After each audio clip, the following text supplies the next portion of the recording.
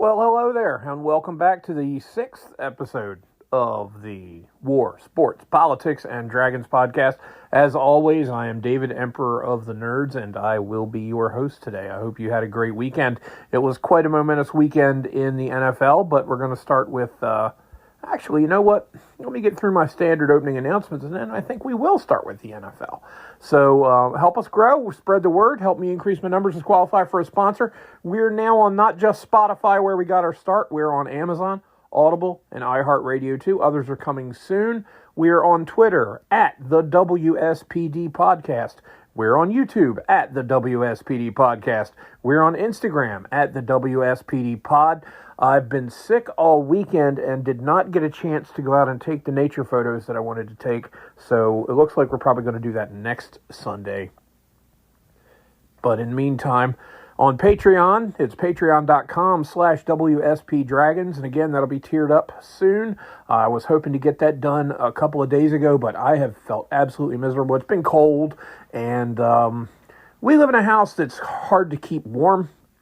So when you're cold all the time and then you catch a cold, it's just a miserable experience. I'm doing a little bit better now, but I was not in the place I am now on Saturday afternoon in particular.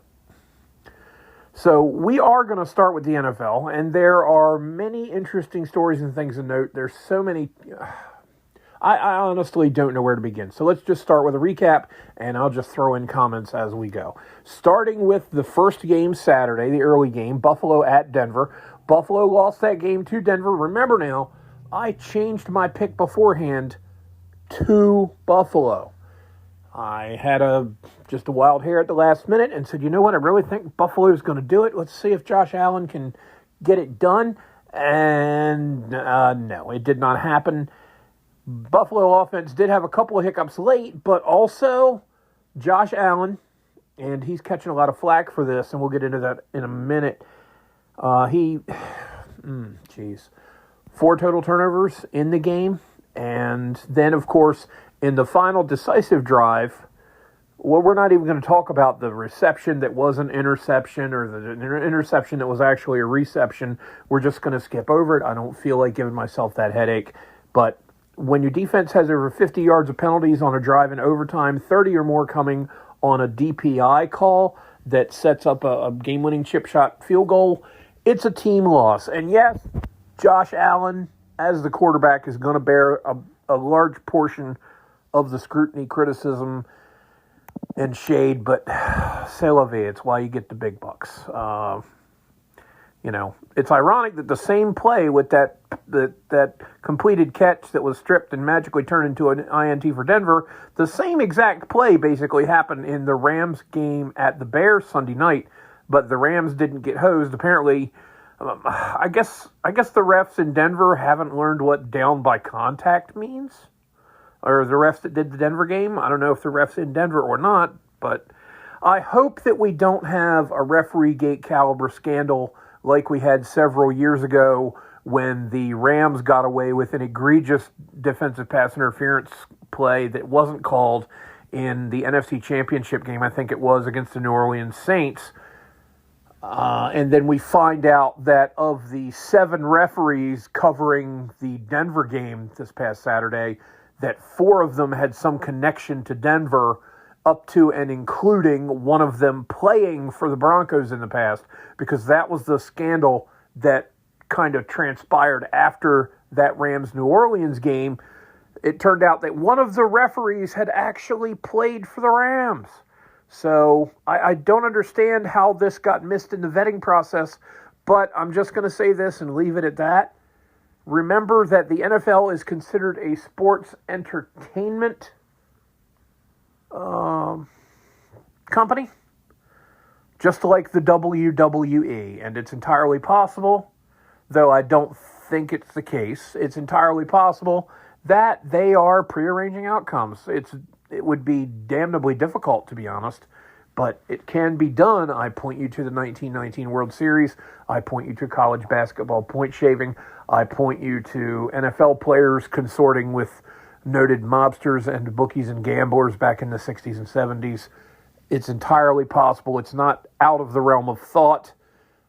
I just don't totally believe that it's the case. But Josh Allen, we need to talk about this real quick. In overtime, is 0-7 in his career, including an 0-3 showing in the playoffs. Now, remember, the common opinion is after his teams lost to Kansas City in the playoffs about 3 years ago, the NFL made significant changes to the overtime rules because there was so much complaining that Josh Allen did such a great job, but he didn't get to see the ball in overtime and so on and so forth. Well, the overtime rules have been overhauled, and since the overtime rules have been overhauled, Josh Allen has continued to lose in the playoffs in overtime. So take that into account. Now, I want you to imagine this. What if Lamar Jackson had committed 4 turnovers in a playoff loss and then cried at the post-game presser like Josh Allen did? People would be asking if he was sane. People would be asking if he still had a job, but not Josh Allen. So why is that? Why the double standard? Josh Allen is a saint who had to carry his team and so on and so forth and so on and so forth. But still, he doesn't get the anti-sympathy, basically, that Lamar Jackson got after 2 turnovers in a playoff game. I'll leave that up to you to decide. But wait, there's more.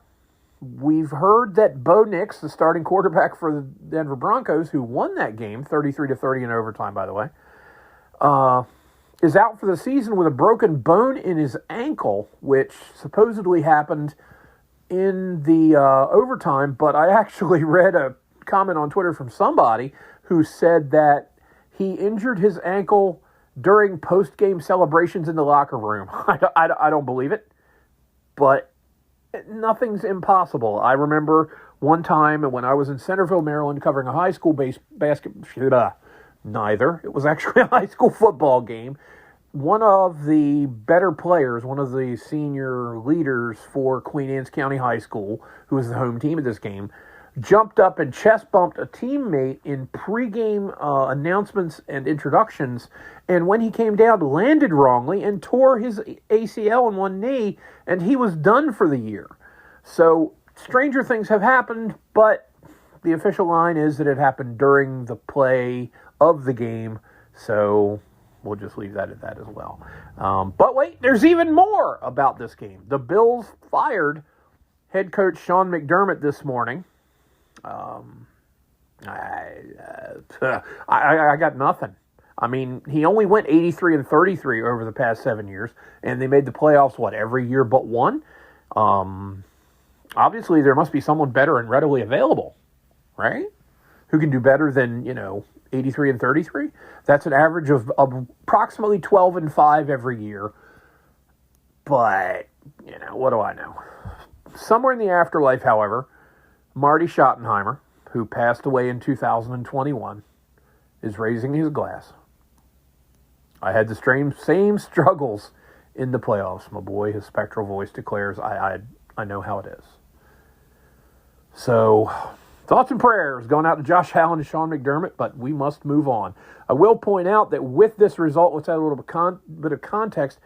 I had gone 5-1 in wild card picks the previous weekend. So by getting this one wrong, I had already suffered just as many losses as in the 3-day, 6-game wild card weekend the week before after only 3 hours of football. So, yeah, everybody likes being right. And for me, I used to write the NFL picks piece for the paper.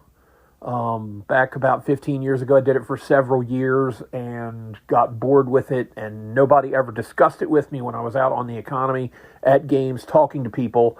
So I figured that it wasn't that big a thing, and it took me an afternoon to write the whole thing because I did a ton of research and had to put a lot of effort into it, and it was an add-on to the other stuff that I had already been doing, so I got clearance from my editor to stop doing the NFL picks after one season, and nobody has done them there since, and nobody probably ever will, but that's neither here nor there. Let's get back to the game. Saturday night's nightcap was San Francisco at top-seeded Seattle. Both of the number one seeds in the AFC, Denver, and NFC, Seattle, played on Saturday, and the 2 seeds played on Sunday, which struck me as rather odd, but I guess that's their way of giving the top seeds an extra day of rest if they win, as well as home field advantage, but you still have to win the game. Anyway, San Francisco, Seattle. I went Seattle by 2. They won by 35. The final score was 41-6. That margin of victory, by the way, matches their 43-8, defeat of Denver in a Super Bowl a while back. So the funny thing about this is Seattle put more points on the board via the opening kickoff than the Niners did in the entire 60-minute game. So 13 seconds into the game, it was Seattle 7, San Francisco nothing, and San Francisco proceeded to kick 2 field goals during the course of the entire contest, while Seattle pretty much walked the dog on them. By the way, 35 points, that would cause what's known as the running clock in high school football under National Federation of High School, or NFHS rules, which is pretty much the standard that's adopted by every high school in America, public and private. There are a few that don't, but they're very few. And to be honest, it's just a Baptist butt kicking, you know. What a running clock means is the clock does not stop except for timeouts and injuries. So if you're losing 41-6 and there are 12 minutes left in the fourth quarter, unless you score to narrow the margin to less than 35 points, odds are that clock is going to run out in 12 minutes, and that will be the end of the game. It won't be a matter of the clock stopping if you get a first down. The clock won't stop if you have an incompletion. The clock won't stop if the team who's ahead by 35 scores yet again. So the running clock is basically the football equivalent of baseball's slaughter rule in Little League. Little League has several versions of it. At the lower levels on the 60-foot infield, if you're up by 10 runs after 4 innings, the game ends, and that's considered a slaughter or mercy rule win. In the 90-foot infield rules, which is your junior league and your senior league, if you're up by 10 runs after 5 innings, because they play one more inning, they play 7 as opposed to 6 for the younger kids, then you also have a mercy rule win. I've seen my share of those, and some of them, I remember watching one game at an Easter tournament where Colonel Richardson High School actually defeated Pocomoke 28-0 in 5 innings. Now, it was an exhibition game, essentially, because Easter tournament games don't count towards how you get ranked for the playoffs, but someday I'll tell you the story about that Easter tournament, because that's a story for anecdotal evidence, which comes at the end of the show. Another note on this game real quick. As I absolutely frickin' hate the San Francisco 49ers, I'm not really upset for them. They talked a lot of smack. Their fans talked a lot of smack. And as fans tend to do, even when they're the visiting team, they will walk through town and talk a bunch of nonsense and make a bunch of noise. We saw plenty of video of that, and then the final score being 41-6. There aren't a lot of playoff games that are 35-point blowouts. So, whatever. I'll just mention that San Francisco won all of their first 5 Super Bowl appearances, and I've gone, I think, 0-3 since Colin Kaepernick became quarterback and started taking a knee during the national anthem. Whoops. Moral of the story, don't let your starting quarterback date a crazy commie chick, because that was a contributing factor in all that. Because, as we all know, no one gives a crap who takes a knee before the game, as other people, much better men than I, have said. People only care about who gets to take a knee at the end. And there's that.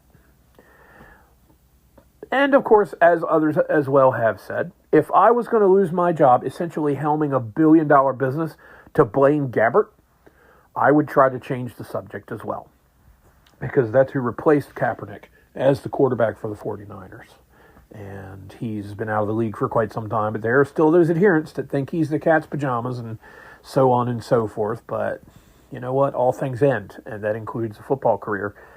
And if you cost your team and the league a ton of money in wrecking attendance figures and lowering merchandise sales and so on and so forth, as was the case, then there's probably a good chance you're not going to keep your job, because disruptive employees tend to get sent down the road chasing mice. But hey, whatever. On a side note, Kyle Shanahan, in 4 games as the head coach of the 49ers, has had, like I said, 4 times, just 4 times, have the 49ers scored 7 or fewer points. It has happened twice since New Year's Day, 2026. Both of those games being in Seattle, the season finale, and then the divisional playoff game. They only scored a field goal in the season finale game. This comes from Benjamin Solak at ESPN. Mount St. Helens, also an account claiming to be the mountain in Washington State, said before the game, if Seattle doesn't win, I'm taking out the whole West Coast. But then the San Andreas Fault, which runs through California, said that if San Francisco doesn't win, then the San Andreas Fault was going to do some pretty drastic stuff too. San Francisco lost. The Fault remains inactive. I guess that the San Andreas Fault is a freaking liar. Whatever. One more final footnote to all this. In addition to the myriad dings and bruises that they suffered, the Seahawks also lost running back Zach Charbonnet with what appears to be an ACL tear, so he will be done for the season because knee ligaments do not heal that quickly. They usually get surgically repaired. So he's done. That is a bit of a blow. We'll name who's coming to town in a minute. And before that, we'll go to Sunday's matinee game. So I got the San Francisco-Seattle game right, but way underestimated the margin of victory there. I honestly didn't think it would be a blowout. I never really see blowouts in football, but another thing when I make my football picks is I don't take for granted that this team or that team is actually going to commit turnovers. I will point out that teams have committed a lot, but there are games when you don't. There are outliers, and granted, I like when the maths, and statistically, if a team fumbles the ball 60 times during the regular season, they're probably going to put it on the ground a couple of times in the playoffs. But, well, here's a prime example coming up in the third game. The early game on Sunday started at 3 p.m. Eastern from Foxborough, Massachusetts, was Houston, which got a big win the previous week over Pittsburgh, in Pittsburgh, visiting the Patriots. I had said Pats 27-23. I did not turn this game on until the first drive by each team had already taken place, so I was a few minutes in before I turned it on. But right after I turned it on, everyone forgot how to stop committing turnovers. As I was saying, I don't expect them, but man, I tell you what, it was turnover palooza on Sunday afternoon in Foxborough. Houston quarterback C.J. Stroud had not 1, not 2, not 3, but 4 interceptions in the first half. Now, granted, I believe one was on a tipped ball. One was an interception where the defender who caught it had his knee down, and a knee counts as 2 feet for the purposes of determining if you've made a catch inbounds. So if your knee touches, but the other leg, the foot doesn't touch, you still get credit because of the way it works. You know, like if you fall on your back and slide out of bounds, that counts too.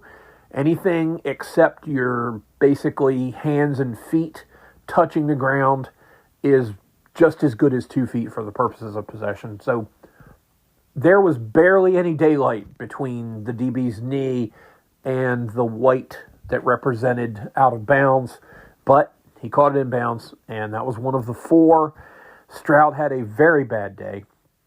But then Drake May, the quarterback for the Patriots, put balls on the ground more than a male porn star in a mud wrestling pit. So it was not a well-played game offensively by either team. But in the end, the Patriots won 28-16, and May did throw for 3 touchdowns against Houston. No other team did that all year against the Texans. So that's an accomplishment. The Patriots defense actually scored as many touchdowns, that being 1 on a pick 6, as the Houston offense scored. And again, the final was 28-16 New England. It was 21-10 at one point, then it was 21-13 in the third quarter, then 21-16. And the Patriots got some cushion with an extra touchdown later on and made the 12-point margin hold up. Props to the Patriots defense for that. As I think it was Troy Aikman who was calling that game, pointed out, though, if it wasn't Houston's defense on the field against New England, the game would probably have gotten a little bit out of hand, because Houston, with the best defense in the league, was doing all it could to keep things close. And while defense wins championships, as the old saying goes, it can't directly win you games. Kind of like pitching in baseball. A pitcher cannot win you a game. He can keep you in a game, whereupon your offense is then duty-bound to give you a little bit of run support. I point you to Nolan Ryan playing for teams in the 70s and 80s in Los Angeles and Houston who didn't give him run support, and his numbers in terms of wins and losses really suffered because of that. So Houston's defense, props to them for playing a tough game, but in the end, in the snow, Patriots win by 2 scores. The New England defense did hold Houston to 11 yards rushing on their first 10 carries, so that was commendable. The Patriots now go to Denver. The last time they played each other was the AFC final. The last time they played each other in the AFC final, my mistake, was 10 years ago. That was, guess who the starting quarterbacks were? Tom Brady for New England and Peyton Manning for the Broncos. Interesting note here also is that the Broncos have never won a Super Bowl unless they had a quarterback on the team that had first been drafted by the Colts, whether it was the Baltimore Colts. I forget if they were the Baltimore Colts when they drafted John Elway, and they were the Indianapolis Colts when they drafted Peyton Manning. And Elway refused to play for the Colts, and the trade was arranged to get him to Denver. Manning, of course, played for, a decade or more at Indy, and then went over to Denver to wrap things up. So he kept playing for teams with horse mascots, and then when marijuana was legalized in Colorado, at the same time it was done in Washington State, he decided to buy a whole bunch of Papa John's franchises because, as we all know, weed gives you the munchies. So the only offensive touchdown in the game scored by Houston, by the way, came at the end of a short 27-yard drive following a turnover. The sequence of events was C.J. Stroud threw an interception, and then I believe Drake May fumbled, and Houston recovered it, whereupon they scored a few plays later. So, again, props to the New England defense. They did a solid job. Stroud had 8 interceptions during the whole season, and he threw for 4 in the first half Sunday and had 1 the previous week as well. Houston is 0-7 in divisional play. They are one of, I believe, 4 teams that have never made the Super Bowl. Houston, Detroit, Cleveland, and I want to say Jacksonville. But Houston has, by the way, not made the conference championship yet. So there's that. But we'll see where they go next year, because Stroud still has a great upside, and Houston's defense could just reload and come back strong again next year. So we'll see. Final note on this game, New England, which visits the Broncos on Sunday, as I said, in the early game. They start around 3 Eastern. New England is 0-4 in the postseason at Denver. Okay, and there was an epic tweet by former Eagles quarterback Nick Foles, something along the lines of, a note to Denver is that New England tends to struggle in deep playoff games against teams that have their backup quarterback in, or players who are primarily a backup quarterback role. Foles, of course, would know because he was the quarterback when the Eagles beat New England in the Super Bowl a few years ago. Speaking of backup quarterbacks, Denver, of course, with Bo Nix being out for the year, are going to have to rely on Garrett Steedham. Do not underestimate him. I just have a funny feeling that that's going to be a real, as my Amish friends would say, it's going to be a real barn builder of a game. It really is. So, got the Patriots game right, so it may be 2-1 at that point on the weekend, and that brings us to the last game of the quartet. Rams at Bears from Chili Soldier Field on Sunday night. By the way, Chicago being called the Windy City has nothing to do with the environmental conditions. It had everything to do with 19th century politics. Someone in a newspaper once said, Chicago, that windy city, meaning all the wind generated by the people talking about political issues. If you've ever heard someone referred to as a windbag, that's kind of vaguely related to what they're talking about, is that the people, I think the implication in that newspaper article was that the person who said it was trying to imply that the political pundits or the political class in Chicago were full of crap. They were just full wind. But anyway, there's the history of that saying. Chicago, like every city, has wind. If you want to go someplace that actually has more wind, then I would recommend Casper, Wyoming as an example, or Cheyenne. Look at those numbers sometimes if you have a chance. It's wild to see, how often they have significant wind blowing out there. But then they're on, just the, not the Great Plains, but you're just coming out of the mountains, and yeah, it can get a little breezy. Now, in my preview for this game, I had said that this game hinges on the ability of the quarterback, Matthew Stafford. Now, he plays half his games in sunny LA, as I said, on how well he throws the ball in 18 to 20 degree Fahrenheit weather with a 12 to 15 mile an hour breeze. And just as important, how good a job his targets do catching it.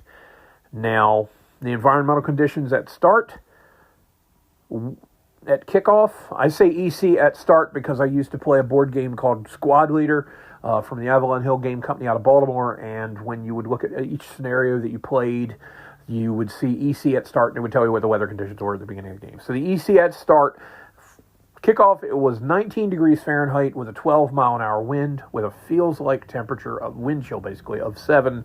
Oh, yeah. And it was snowing a little bit. They had some flurries, and the ground got a little more than a dusting, but not what you would call a significant accumulation during the game. This isn't me being a savant. I'm not bragging about knowing what the weather is going to be. I can read a weather forecast. That's exactly what I did.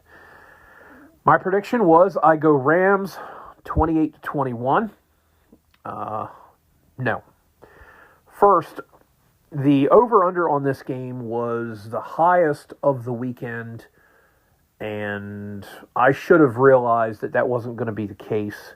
You should always take the under when it's going to be below 20 degrees Fahrenheit at kickoff. Now, that said, I'm not endorsing gambling on sports, and I will get into that later. I'm just speaking hypothetically about the whole thing.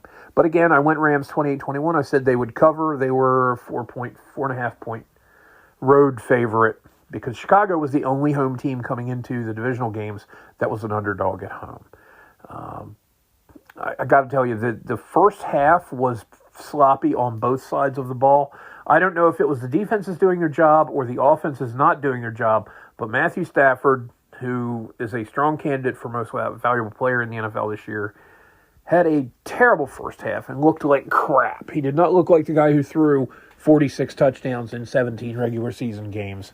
He looked like somebody who should be carrying a clipboard. He really looked awful. At the end of the first half, it was a 10-10 tie, and it got interesting. The Rams scored a touchdown to make it 17-10, and then I'm just going to go ahead and say it. I'm counting in Terry Bradshaw in Super Bowl 10. I'm counting in Roger Staubach's Hail Mary in the playoffs against, was it the Vikings, back around the same time. I'm counting Lamar Jackson hitting a touchdown here and there. I'm counting Eli Manning's amazing throw down the sideline for a clutch completion in his second Super Bowl win over the Patriots. I'm counting all of them. The touchdown throw by quarterback Caleb Williams of the Bears with 28 or so seconds left in regulation that tied the game has to have been the best desperation throw I've ever seen anybody complete. Because when he put the ball up in the air, I said, okay, Rams are going to win. And then Cole Kmet caught it for the tying touchdown, and my wife sitting at the other end of the house heard me scream, how on earth did that even happen? Because it blew my mind. It really did. Williams dropped back. I think he was in the shotgun on the play, dropped back. The line did not do a very good job of protecting for him, and he had not one, not two, but three LA Ram defenders bearing down on him, and he swerved this way, and then he swerved that way. The next thing you know, he's at the 40-yard line from the 14, throwing off of his back foot, just threw up a prayer into the left corner, basically, of the end zone, and Kmet, it could be argued he might have pushed off a little bit, because that's why he was there and the DB was on a trajectory not really toward where the ball was headed. People are saying, why did the DB run in the wrong direction? You didn't see the alt camera footage of what was happening in the end zone. You only saw the aftermath of what happened in the end zone in the second or so that the flight of the ball showed you coming from the 40 into the end zone where Kmet caught it. You didn't see the interaction between Kmet and the DB. According to Next Gen Stats, the ball traveled 51 yards. I got to level with you. It felt more like 151. I swear. It went up so high. It nearly hit a passing airliner. It was just this amazing moonshot, this parabola of hope. And Kmet caught it and tied the game, went into overtime, but somehow in the end, the Rams managed to pull it out. Late in the overtime period, I want to call it the first overtime period, but there wasn't a second one. It's the hypothetically first. Because if nobody scores in the first one, obviously you go to the second one. Because unlike European soccer, which is as boring as watching paint dry, when someone scores in overtime in the NFL, unless it's the first of the two mandatory possessions, one for each team, that they hold in overtime, it's sudden death from the time the second team takes possession, basically.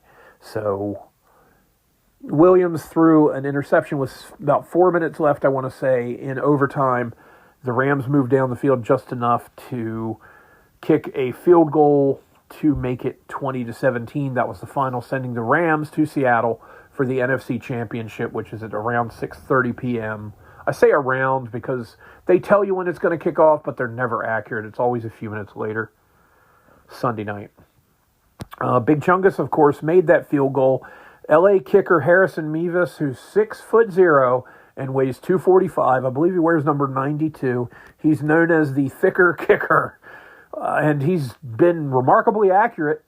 So I'm not going to rag on the guy, but he's just a rather large dude to be doing the place kicking. And my friend Gene actually asked me, if this guy walked onto your camp and said he wanted to be the place kicker with his height and build, what would you have told him?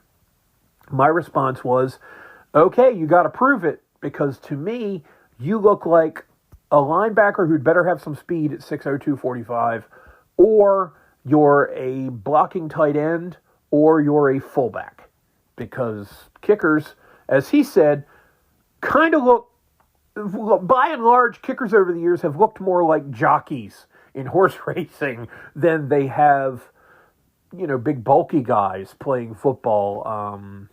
Those of you who are old coots like me can remember little slips of people like Rolf Benershka, the place kicker for the San Diego Chargers in the 70s and into the 80s, who was about 5'8", might have weighed 150 pounds, soaking wet, wearing 2 winter coats, but was still Johnny on the spot in that epic January 1982 divisional playoff in Miami, where he hit all 5 of his team's PATs and 2 field goals, including one in overtime, to defeat the Dolphins in what they call the Epic in Miami. Great game. Still the best playoff game I think I've ever seen. There have been some humdingers, including, of course, the Bills-Chiefs game from, I want to say, 3 years ago. But, hey, the Chargers-Dolphins game back that year was 24-0 San Diego after one quarter.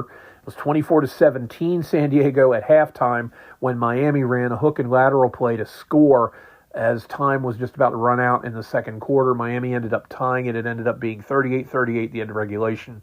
And Benershka, who had lost a bunch of weight after having some severe, I think, stomach issues for quite some time and practically had to be carried on and off the field, as I recall, hit the game-winning field goal. So final there was 41-38. But to wrap up my wrap-up of the NFC Divisionals, I got 3 out of 4 right, which makes me 8-2 in the postseason. That's fairly decent, 80%. It's not bad. Like I said, when I was making the picks, I said I might go 1-3, I might go 3-1, I might go 0-4, but I will not go 4-0, and I was right. It's just never been. It's hard to pick these games. It really is. Even just picking them straight up and not trying to go worrying about the spread. It can be difficult picking the games because they're very competitive. Now, what this sets up is the 5 seed in the NFC, the Los Angeles Rams, will play at number 1 seeded Seattle, who's a divisional rival. So this will be their 3rd meeting this year.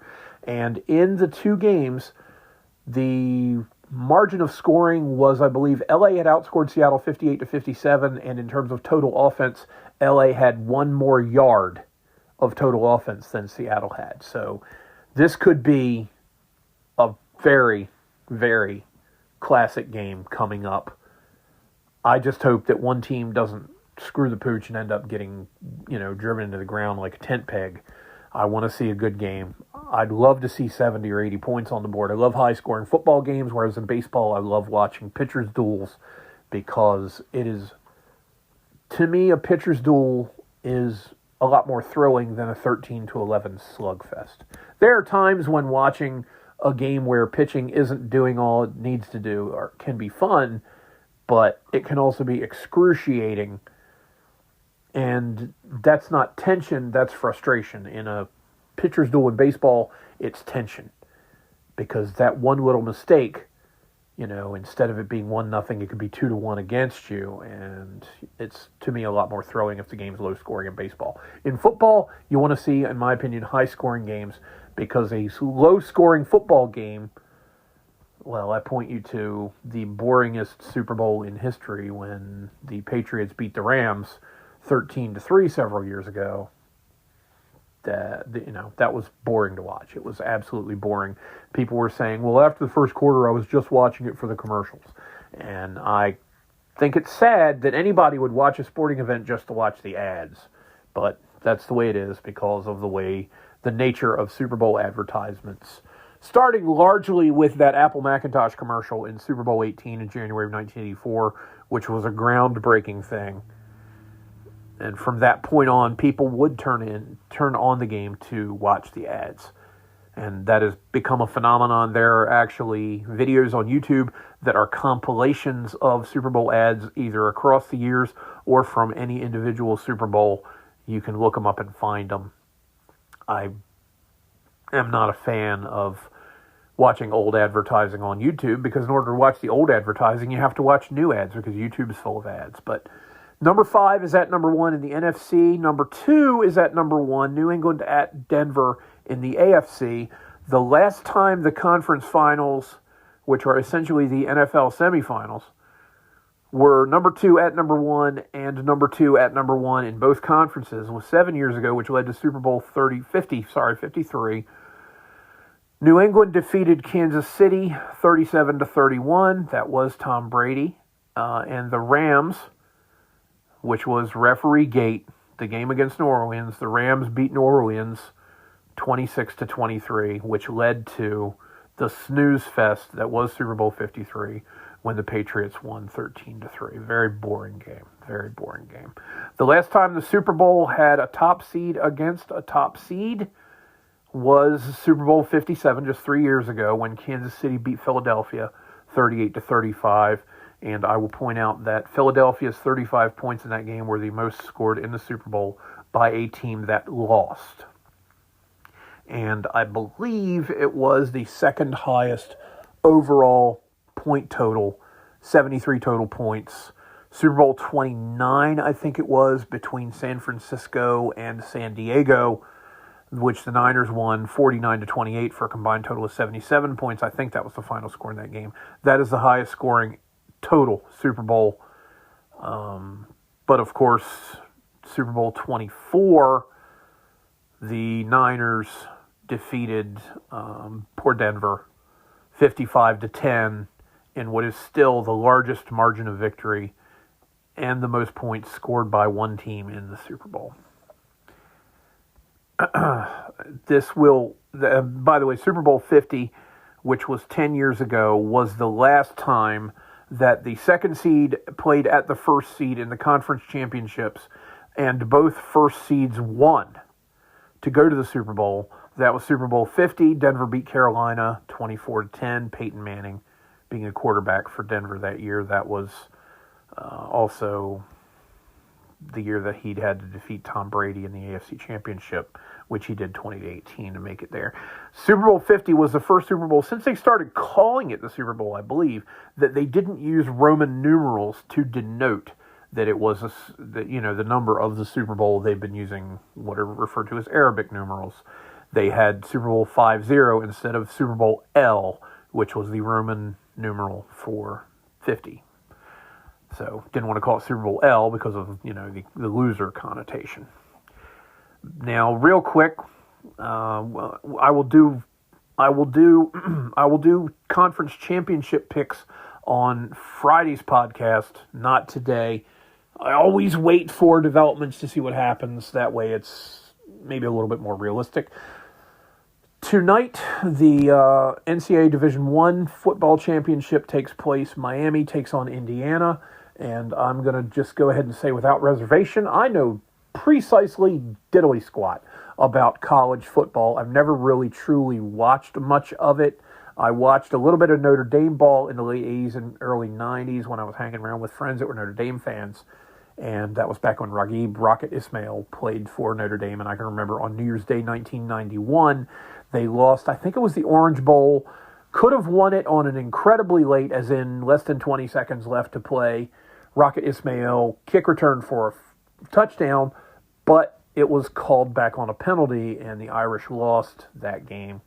So that's the only college football game I can think of top of my head that actually stands out. I've not watched a lot of college football, so top of my head, I'm just going to say I go Miami because Miami seems to have more of a history with, deep playoff games and winning the national championship. I wish Indiana luck. They may well win. I don't know. But again, I know nothing about college football, and I probably never will know much about college football because I've always preferred the pros in that regard. Same thing with baseball. I follow a little bit of the College World Series, but if you're between high school and the pros, I have not devoted a lot of energy to it because working as a sports writer, we covered high school and youth sports, and then casually as a fan, I watched pro sports. I didn't watch college. A lot of times that was because on Saturdays I was working, whereas there wasn't, under Maryland public high school rules, there are no games allowed on Sundays except in extreme circumstances, like if a hurricane blows through and screws up your weekend schedule, they can move a game to a Sunday with permission from the state governing body. But as there are no games on Sunday, I tended to be able to watch NFL football. If you just heard a clicking sound, sorry about that. I tended to watch NFL football because I had Sundays largely off, and I would work on other stuff sitting at my desk while the football games played. So, in politics/news, real quick, the first so-called segment of the Sunday night halftime show, the Rams-Bears game, was a sponsored mini infomercial by FanDuel. And to all of those folks out there listening who think you can gamble on sports and hit it big, by and large, you can't. And the sports betting industry is betting, pardon the pun, on that because people lose their life savings. People get financially devastated by gambling on sports. And I actually recommend against spending actual money betting on sports. You can do friendly bets. I knew people, one guy was a Notre Dame fan, one was a Michigan fan, and what they had to do was, if Notre Dame won the game that they played against one another, then the Michigan fan had to wear a Notre Dame jersey to work one day, and vice versa. Stuff like that is cool, but when money gets involved, gambling can absolutely devastate lives. I can safely say that I've never bet on a sporting event since Super Bowl 26, 25, 25, which was the Giants beating the Bills 20-19. And if Scotty Norwood hadn't missed that 43, I think, yarder at the buzzer, I would have been $50 richer. Instead, I had to pay. And at that point, I realized I didn't have money to lose betting on sports, and I stopped betting on sports. I was 20 years old at the time, and I'm immensely proud of having made that decision. God, it's hard to believe that was 35 years ago. I feel so freaking old right now. Now, I'm going to tell you a quick story, but again, to those of you who think you can bet on sports and win, do yourselves a favor. Just give me your money, and I'll tell you freaking lost. Okay, I told that to a guy one time at a convenience store when he was buying a ton of scratch-off lottery tickets. He bought $5 worth of gas and $50 worth of scratch-offs and then proceeded to monopolize the time of the clerk and everyone in line by jawing about it and scratching them off and taking his sweet time and holding up the line. And finally, after about the fifth scratcher, I said, "Mister, why don't you give me your money so I can tell you you're a loser?" He didn't like that, but you know what? I didn't care, because basically what lottery tickets are, and I'm going to end this little digression real quick. Lottery tickets are a voluntary tax paid by poor people. Okay? That's all the lottery is. It's when poor people decide to give money to the state under the promise that they've got a chance of winning way more. And as is the case with gambling in a casino or a betting parlor or with a bookie, the house always wins. Okay? The government has these games set up so that they make money off of them. Don't support them. Now, I got to tell you a story. This story has been told in various versions. I heard it from a friend who worked at a casino in Atlantic City back in the early 90s. And this has actually happened apparently more than once, because I actually saw this mentioned on, God, I guess it was a Reddit thread a couple years ago. The lady and the slot machine. Real quick, it was an older lady, as in ancient. We're past retirement age, 70s, late 70s possibly.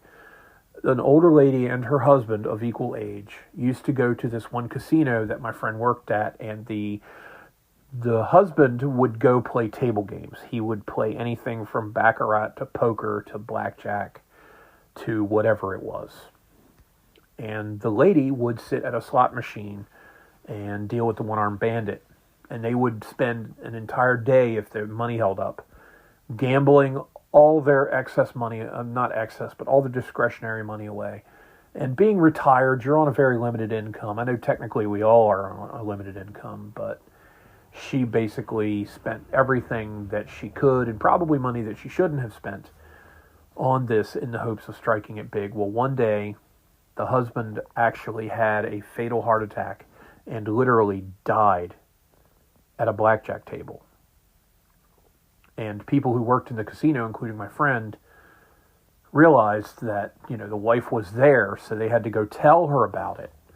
And one of the employees of the casino went over to her, and we'll say her last name was Johnson. "Mrs. Johnson, I just wanted to let you know, your husband, I hate to tell you this, but he was over playing blackjack, and he suffered a heart attack, and he's gone." And her response was, "Oh, okay." And then she turns back to the slot machine and continues to play until her money runs out. And apparently, based on what I've heard and what I've read, this has actually happened more than once. And it's a sad, sad thing. It's a sad, sad thing. Speaking of sad thing, I've got a new segment that we're going to be doing off and on in the podcast called The Sad Facts, where I mention trivia, which is sad but true. And we're going to start with football, since that's been the primary theme here today. Taylor Swift has been seen in one Super Bowl since 1996, which is one Super Bowl more than my beloved Dallas Cowboys have been in. And then switching over to health and science news, in 2020, according to sources including the National Institutes of Health and the FBI, in 2020, more kids under the age of 18 in Chicago were murdered, just in the city of Chicago, than died nationwide from COVID-19. Okay? So, just sad but true. Now, people will say, well, Chicago's got really strict gun laws, but people are bringing in guns from out of state where they have lax gun laws, and that's why there's so many people being shot in Chicago. Problem with that argument is if the lax gun laws are so bad in, say, Indiana, which is very close to Chicago, Gary, Indiana, in northwestern Indiana is basically a suburb of Chicago. If the gun laws are so lax in states like Indiana or Iowa or Wisconsin, all of which border Illinois, then why don't those states have higher murder rates and higher murder counts than in Chicago? If you can ask yourself that question and actually answer it and think critically, you may be on the way to learning that gun control doesn't work. Okay, moving on to a place where I think if the citizens were armed, things would be vastly different. Iran. I had been saying for days in this podcast that I didn't want to announce any government death, any death tolls as a result of what the government, the Islamo-fascist regime in Iran has done until I got confirmation. Well, the frickin' Iranian government itself has confirmed a death toll of 23,000 plus. The government admitted it has killed more than 23,000 of its own citizens protesting for freedom and democracy and women's rights and all of the things that go with not being ruled by an ideology that has a 7th century mentality on how it looks at the world. I hope things get better in Iran, but as is often said, I think they're going to get far worse before they do. And my heart and hope and thoughts and prayers and wishes go all out to the Iranian people. And I hope that the scum who are running that country swing from ropes sometime soon. I really do. In funny news and world headlines, on January 16th, German troops deployed to Greenland as the ongoing spat between the Trump administration and Denmark, which owns Greenland, continues to, I don't want to say escalate, but that might be the best term. German troops, among other nations, landed in Greenland on the 16th. On the 17th, the U.S. imposed tariffs on Germany. And then on the 18th, the German troops withdrew from Greenland. So there's that.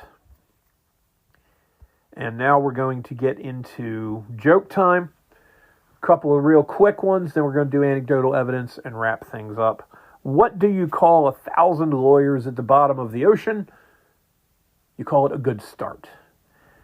Why don't rattlesnakes bite attorneys? Professional courtesy. And then there's the story of little Jimmy, the 9-year-old boy, who his mom found had been wearing maxi pads. And when his mom asked, Jimmy, why on earth are you messing with these pads? These pads are for girls. He said, well, I saw the commercial, Mom, and if you wear these pads, then you can go hiking, and you can go mountain climbing, and you can ride a bike, and you can go skiing, and you can go skydiving, and I can't do any of those things. So that's why I did it. And now this brings us to our final installment, anecdotal evidence, where I tell a story from my past. And this time it's called The 2-Point Attempt in the Chicago Corollary. Now, in my time as a sports writer, I covered primarily the Bayside Athletic Conference. And the Bayside Athletic Conference covers 8 counties on Maryland's eastern shore. The counties from the north, approximately in order, are Kent County, Queen Anne's County, Caroline County, Talbot County, and Dorchester County, which comprise the North Bayside. Then in the South Bayside, you have Wicomico, Somerset, and Worcester County. It's 18 total public high schools in 2 9-team divisions, 9 in the north, 9 in the south, of varying sizes. The classifications, the way they do it in Maryland is, for sports and athletic purposes, there are 4 main classifications, but there can be as many as 6. The 4 main classifications are Class 1A, Class 2A, Class 3A, and Class 4A. Class 4A schools are schools such as Mergenthaler Votech, Oxon Hill, and the other massive public high schools, which could have enrollments of upward of 2,000 students, whereas the 3A are slightly smaller, the 2A are smaller still, and then the 1A are the smallest. Of the 18 schools in the Bayside Conference, when I was working for the paper as recently as summer of 2019, 10 of the 18 Bayside schools were Class 1A, 6 were Class 2A, and 2 were Class 3A.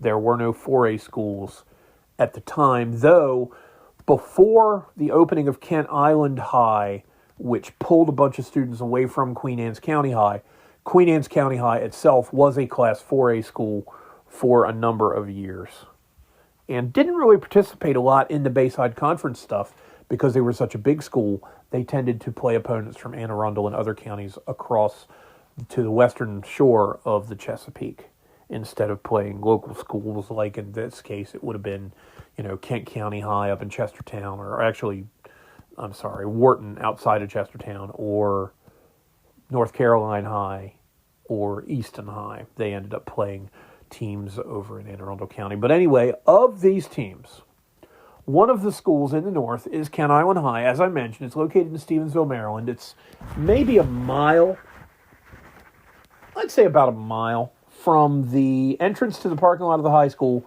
to the foot of the Chesapeake Bay Bridge. If you go down Route 8, and then you take the exit, it's exit 37 off of US 50, where 50 and 8 merge or have an intersection. It's a mile from the foot of the Bay Bridge. And there is a bike/running path that goes through the high school property, across Route 8 and out to the bay, and then it goes back east in the other direction. It goes as far as, I want to say, Queenstown. But Kent Island High, at that point, was coached by Brian Sofanowski. Great guy, loved Soph to death, who was also a history teacher at the high school. Brian added a coach around 2010 or 2011 named Damian Ferragamo. Damian lived on Kent Island, as I recall, but had been coaching in across the bridge. He was the head coach for Old Mill High School, I think it was. And in 2009, I've got it right here, Old Mill High School won the state championship under Damian's tutelage. Then in 2010, he coached them, I think, for one more year and then gave it up, whereupon Chad McCormick took over as the head coach of Old Mill. Old Mill got to the state championship and was 13-0. They only played 14 games in high school football. Back then they played 10 regular season games. Now it's 9 because they've gone with a 9-game season and then added a week of playoffs because in Maryland, no matter how much you suck, they're going to figure out a way to get you a playoff game even in football. But anyway, Old Mill's 13-0. They're in the state championship. And I think the game was in overtime. I forget who Old Mill played. But in the 2011 Class 4A, biggest high schools of them all in the state, championship, Old Mill was trailing 35-28 and scored a touchdown to make it 35-34. And as Damian told me, I want to get to what he told me in a minute, but as it happened, rather than kicking a single PAT and risking more overtime, I'm pretty sure the game was in overtime. Rather than kicking a PAT to tie the game at 35, McCormick makes the idiot genius decision, because if you don't score, you're an idiot, and if you do, you're a genius. He makes the idiot genius call and tells his offense to go for 2. Try 2-point conversion. It's successful, and Old Mill wins 36-35 in their Class 4A state championships. They cap a 14-0 perfect season, and kaboom, great things for Old Mill High. Congratulations to them for that. 15 years almost removed. But when Ferragamo talked to McCormick later, he asked him why he went for 2. And McCormick's response was very simple, and it makes a lot of sense. He said because it was the only time in the entire game where if we succeeded on one play, we would win the game. So he felt he had to take that chance, and he took it, and it worked out, and Old Mill won, so congratulations to them for that. To my knowledge, I don't think Old Mill has won the state championship since then, but I may be wrong. Yeah. I only have records here in the snapshot I took from the MPSSAA fall record book. I only have stuff up to the year 2018, so I don't know what Old Mill has done since the 2019 season, but I don't think that Old Mill has won the state championship in football since. Now, where the Chicago corollary comes in is with 28 seconds left in the fourth quarter of the Rams-Bears game Sunday. And I can understand why they didn't, but I must ask, why didn't the Bears decide to try to go for two? Because if they go for two and succeed, same thing as with Old Mill in 2011, the Bears win the game instantly. Or not instantly, they basically take a 1-point lead with 20-some seconds left, and their chances of winning are in the high 90s. But they didn't. They went with a typical 1-point PAT kick, which was successful and tied the game. But then the Bears lost in overtime because, Williams threw an interception and the Rams got back into sufficient field position for, Big Chungus to kick the field goal to win the game. I will always ask myself, why didn't the Bears go for two in that? Because teams have done that in the playoffs.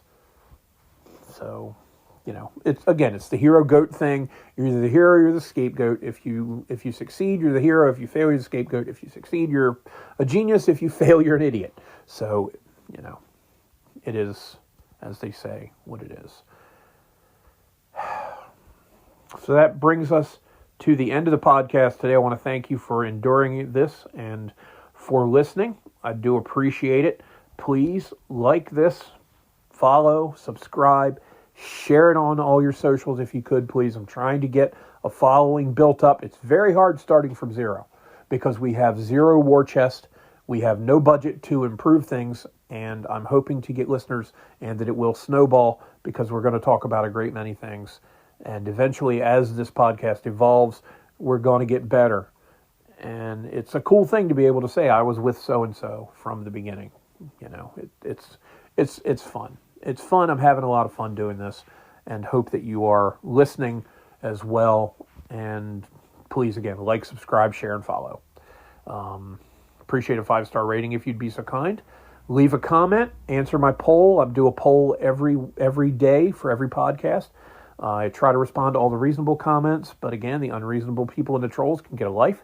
And we are set up on not just not just Spotify where we began. We're also available on Apple. We're on Audible.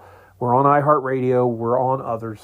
And as we grow and develop, I'll keep you posted. Hoping I'll feel a little better tomorrow and I can get some significant work done on the Patreon in particular. My email for story and discussion topic suggestions is wspdpod@gmail.com, wspdpod@gmail.com. Drop me a line sometime. I will be considering having guests on, but due to our technological limitations, it will make it a little bit more problematic than having a live stream with somebody. But again, we're working on that, and we'll get there eventually. I am not the most tech-savvy person in the world, and I'm, trying to accelerate up that learning curve. You can also donate to help me get better technology. We're looking for money for camera and microphone setup, among others, and then a better computer, because, again, we're using a couple of worn-out iPhones and an old $100 Chromebook to get this podcast off the ground. My Cash App is WSPDPod. Help us get some better tech. I really would appreciate it. My email again is wspdpod@gmail.com. Twitter handle is the WSPD Podcast. My YouTube is at the WSPD Podcast. Patreon right now is patreon.com/WSPDragons. That's all one word.